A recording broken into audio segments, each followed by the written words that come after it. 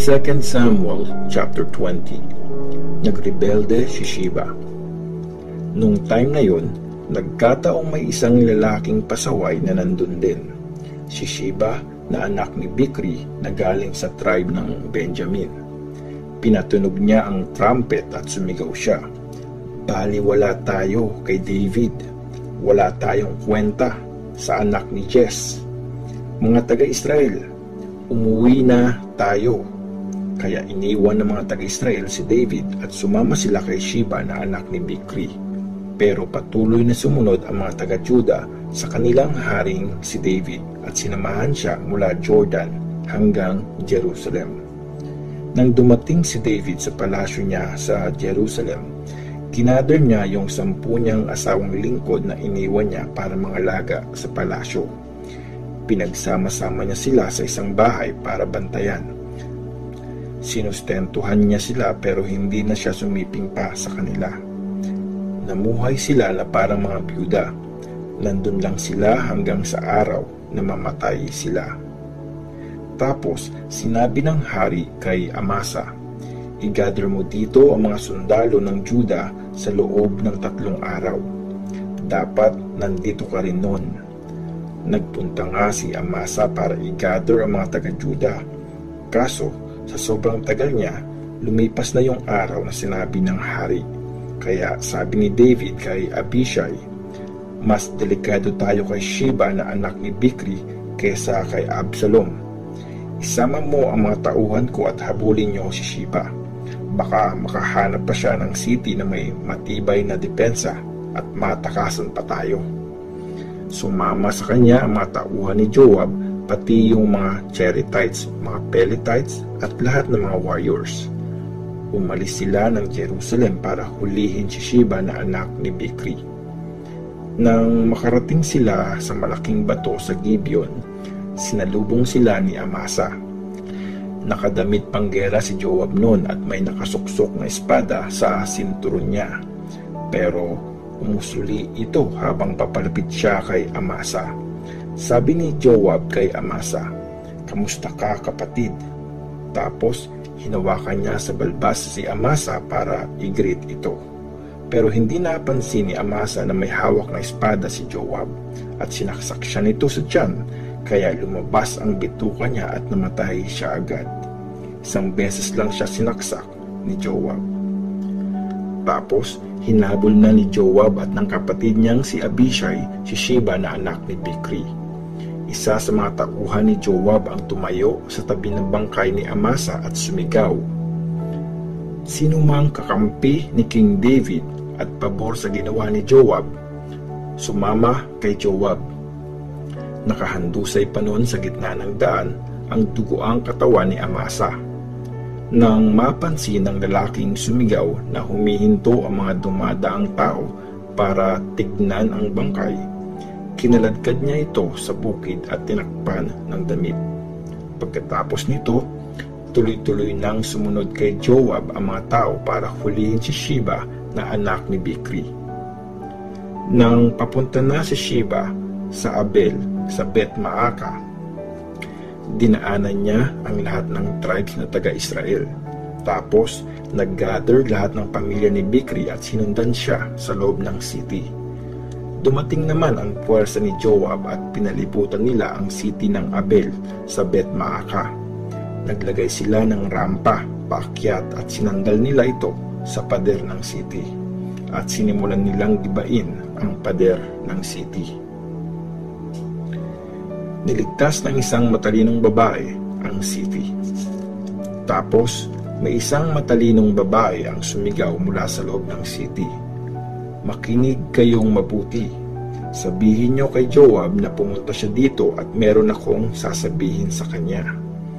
Nang dumating si Joab, tinanong siya ng babae, "Kayo po ba si Joab?" Sumagot siya, "Ako nga."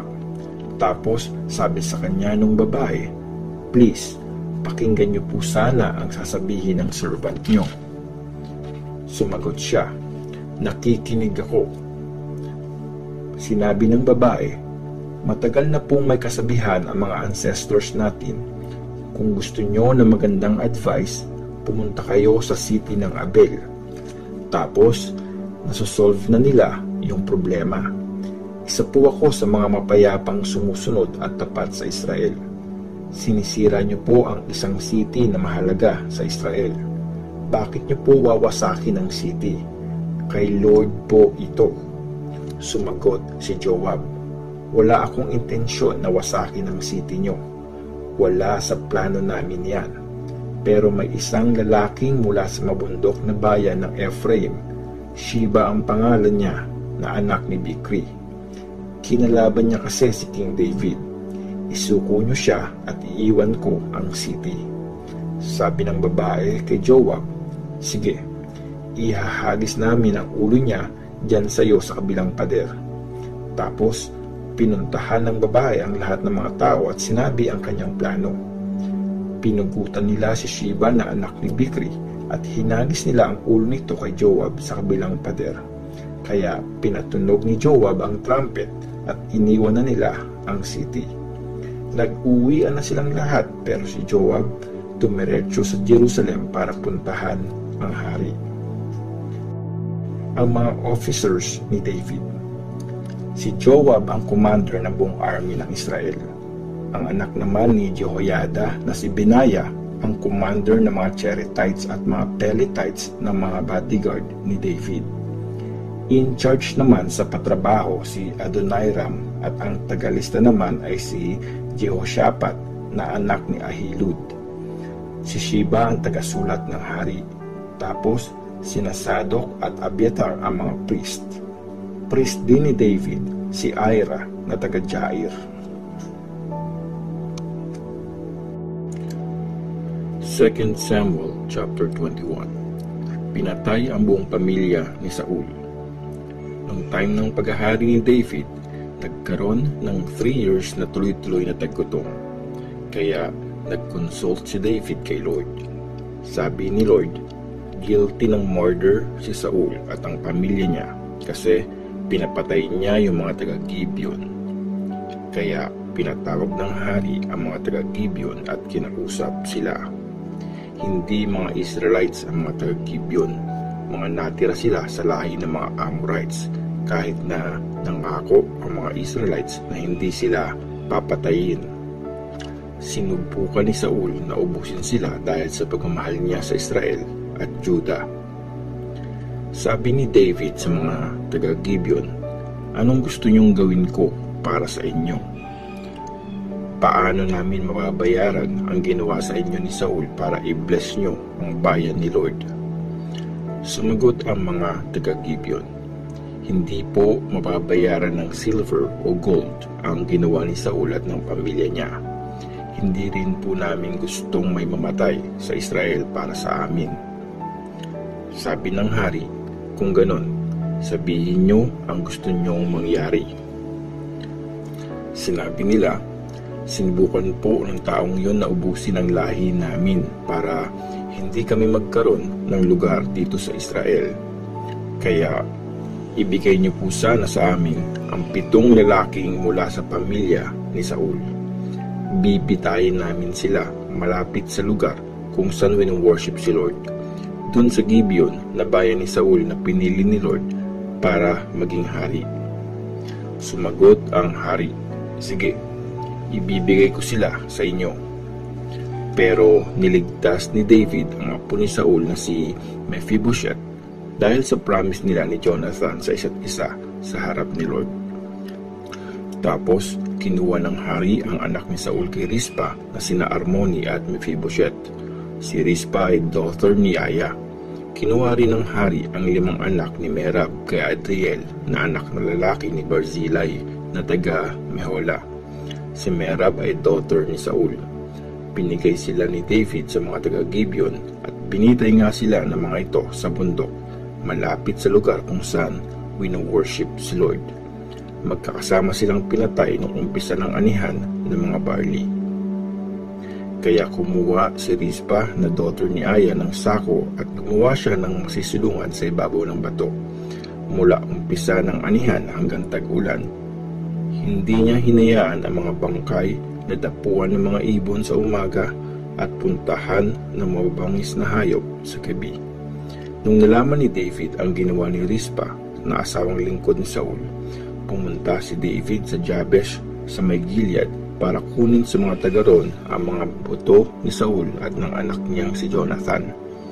Nung napatay ng mga Philistine si Saul sa Gilboa at binitin ang mga bangkay nila ni Jonathan sa plaza ng Bethshan, pasikretong kinuha ng mga taga Jabesh ang mga bangkay nila.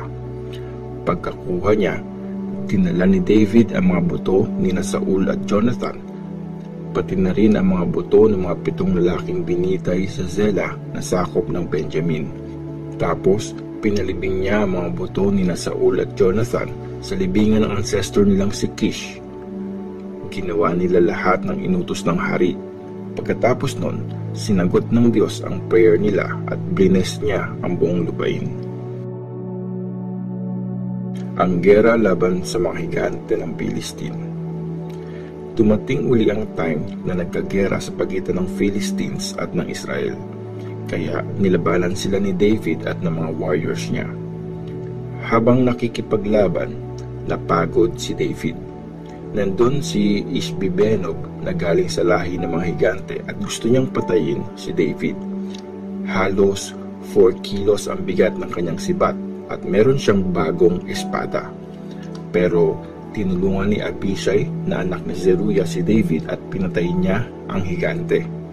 Sumumpa ang mga warriors ni David sa kanya, "Kayo po ang ilaw ng Israel at ayaw naming mamatay kayo. Huwag na po kayong sasama sa amin sa laban."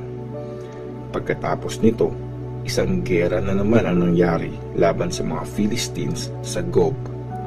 Pinatay ni Sibekay na isang taga-Husha si Sap na galing din sa lahi ng mga higante. Tapos, nagkaroon ulit ng isa pang gera laban sa mga Philistines sa Gob. Pinatay ni Elhanan na anak ni Jair na isang taga-Bethlehem si Goliath na taga-Gath. Ang hawakan ng sibat ni Goliath ay kasing haba ng kahoy na ginagamit sa paghahapi. Nagkaroon ulit ng gera sa Gath.